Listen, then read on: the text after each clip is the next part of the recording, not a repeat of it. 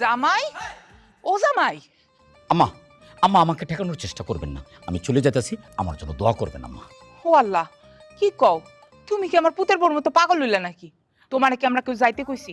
যাও ঘরে লো। আম্মা আমি যাব না, আমি যাব না আম্মা। এই বাড়িতে আমাকে যেভাবে অপমান অপদস্থ করা হয়েছে, এরপরে তো আমি আর এই বাড়িতে থাকবো না আম্মা। আপনি বারবার রিকোয়েস্ট করে আপনার সম্মানহানি করবেন না আম্মা। তুমি না আমার আম্মা ডাকো। মার কথা তো সন্তানদের শুনতে হয় না?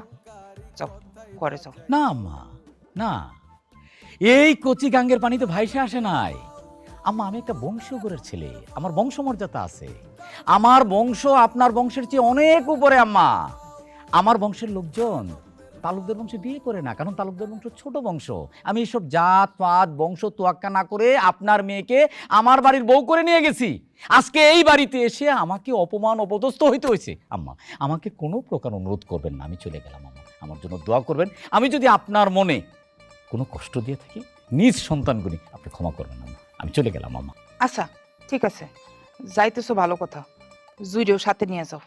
তুমি চলে গেলে সুর করে কান্দা শুরু করব, এটা ভাল লাগে না। কান্না করা দরকার আছে, আপনার মেয়ের কান্না করা দরকার আছে।